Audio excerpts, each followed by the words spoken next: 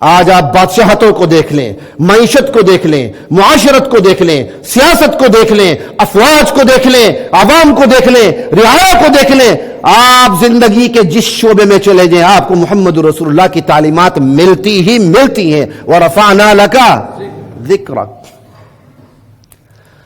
آپ ازدواجی زندگی سے لے کر حکمران کی زندگی تک دیکھ لیں، وَرَفَعْنَا لَكَ ذِكْرَكَ۔ اپنے آپ کو پیش کرنے سے لے کر خود قاضی بننے تک دیکھ لیں، وَرَفَعْنَا لَكَ ذِكْرَكَ۔ لا الہ الا اللہ، قانون کی تشریح اور تعبیر تک کو آپ دیکھ لیں، وَرَفَعْنَا لَكَ ذِكْرَكَ۔ یہ ساری صورتیں وَرَفَعْنَا لَكَ ذِكْرَكَ کی ہیں۔ پھر یہ ماضی کا صیغہ استعمال ہوا۔ ایک تو ہم نے پہلے سے ہی آپ کا ذکر بلند کیا، جو آئندہ آپ کا ذکر بلند ہونا ہے وہ بھی یقینی طور پر یہ دیکھ لیں کہ ہم کر چکے ہیں، وَرَفَعْنَا لَكَ ذِكْرَكَ۔ اب اس کے دو ترجمے ہیں۔ أَلَمْ نَشْرَحْ لَكَ صَدْرَكَ، کیا ہم نے آپ کے لیے آپ کا سینہ نہیں کھولا؟ وَوَضَعْنَا عَنْكَ وِزْرَكَ، کیا ہم نے آپ سے بوجھ آپ کا اتار نہیں دیا؟ وَرَفَعْنَا لَكَ ذِكْرَكَ، کیا ہم نے آپ کا ذکر بلند نہیں کر دیا؟ دوسرا ترجمہ، أَلَمْ نَشْرَحْ لَكَ صَدْرَكَ، کیا ہم نے آپ کے لیے آپ کا سینہ کھول نہیں دیا؟ وَوَضَعْنَا عَنْكَ وِزْرَكَ، ہم نے آپ سے آپ کے بوجھ کو اتار دیا ہے۔ وَرَفَعْنَا لَكَ ذِكْرَكَ، ہم نے آپ کے لیے آپ کے ذکر کو بلند کر دیا ہے۔ لا الہ الا اللہ واللہ اکبر۔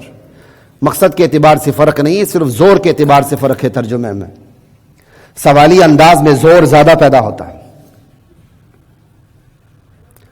پھر یہ شرح صدر، وضع وزر، رفع ذکر، یہ تین نعمتیں ہیں۔ ان تین نعمتوں میں ترتیب ہے، شرح صدر ہوا تو وضع وزر ہوا، شرح صدر ہوا وضع وزر ہوا، بوجھ اترا، اور شرح صدر ہوا تو اس کو انعام کی صورت میں آپ کو پھر رفع ذکر ملا، آپ کا ذکر بھی بلند ہوا۔ أَلَمْ نَشْرَحْ لَكَ صَدْرَكَ، یہ اللہ کا احسان ہے۔ وَوَضَعْنَا عَنْكَ وِزْرَكَ، یہ اس احسان کا نتیجہ ہے۔ وَرَفَعْنَا لَكَ ذِكْرَكَ، پھر اس احسان کی صورت میں جو آپ نے عمل کیا شرح صدر کی صورت میں، وَرَفَعْنَا لَكَ ذِكْرَكَ، یہ اس کا انعام ہے۔ اور یہاں اس سے بھی بات پوری ہو سکتی تھی، أَلَمْ نَشْرَحْ صَدْرَكَ وَوَضَعْنَا وِزْرَكَ وَرَفَعْنَا ذِكْرَكَ، یہ لکا لکا عنکا، یہ تین الفاظ آئیں تکرار کے ساتھ۔ أَلَمْ نَشْرَحْ لَكَ وَرَفَعْنَا لَكَ وَوَضَعْنَا عَنْكَ، یہ کیوں آئے؟ یہ تکرار کیوں ہوا؟ اس کے بغیر بھی جملہ مکمل تھا۔